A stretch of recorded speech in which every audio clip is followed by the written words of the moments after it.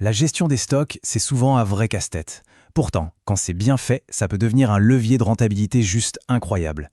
Alors comment on s'y prend? C'est justement ce qu'on va décortiquer aujourd'hui à travers une étude de cas super concrète proposée par Educform 31, qui est d'ailleurs une excellente ressource pour acquérir des compétences pratiques. Allez, on plonge directement dans le vif du sujet. On va suivre Biomarché Valvert, une épicerie bio en pleine préparation de sa saison clé, automne local. Et là, attention, les objectifs sont super ambitieux. Aucune rupture de stock sur les produits vedettes. Mais en même temps, réduire le stock qui dort et qui coûte de l'argent. C'est le dilemme de toujours, non? Parce que le défi pour Biomarché, ce n'est pas juste de remplir les rayons. Loin de là. En fait, c'est un véritable jeu d'équilibriste. Comment est-ce qu'on peut maximiser les ventes, faire plaisir aux clients, sans pour autant se retrouver avec des tonnes d'invendus sur les bras? Alors, pour réussir ce numéro d'équilibriste, le gestionnaire a besoin d'un tableau de bord fiable. On va regarder ensemble les 4 indicateurs fondamentaux, les 4 jauges, qu'il utilise pour garder un œil sur ses stocks.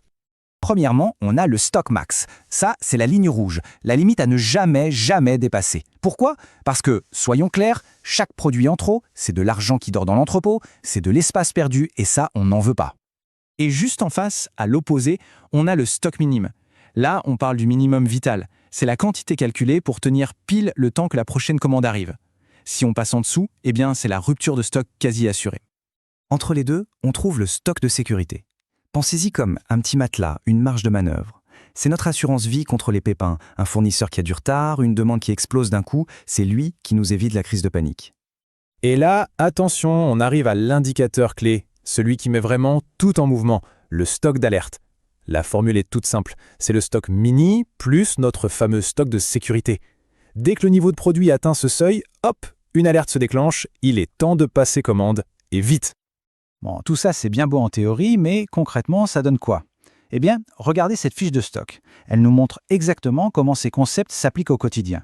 Chaque entrée, chaque sortie de produit est notée, ce qui permet de savoir à chaque instant où on en est par rapport à nos fameux niveaux. Ok, ça, c'est pour une situation, on va dire, normale. Mais la vie d'un magasin, c'est rarement un long fleuve tranquille. Il y a les promos, les événements spéciaux. Alors, comment on gère ça? Forcément, pour un événement spécial, on ne peut pas garder les mêmes règles. Ce que fait le gestionnaire, et c'est très malin, c'est qu'il va augmenter son niveau d'alerte à l'avance. C'est une décision stratégique pour être sûr de ne pas tomber en rade des produits les plus populaires en plein rush. Ce serait une perte de chiffre d'affaires énorme. Avoir un plan, c'est super, mais comment savoir si ça marche vraiment, si la stratégie est la bonne? Eh bien, en mesurant la performance, bien sûr. Et pour ça, il y a des outils très précis. D'abord, pour mesurer quoi que ce soit, il faut savoir de quelle valeur on parle.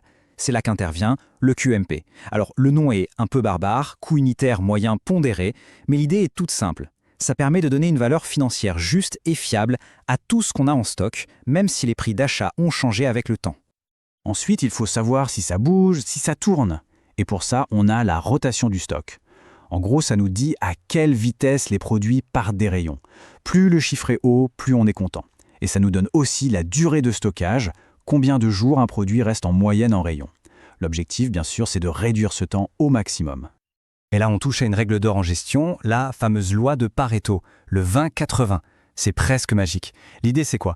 C'est que très souvent, seulement 20% de nos produits vont générer 80% de nos revenus. Le truc, c'est de savoir lesquels pour pouvoir concentrer ses efforts et mettre le paquet dessus. Ok, on a vu plein d'outils, plein d'indicateurs.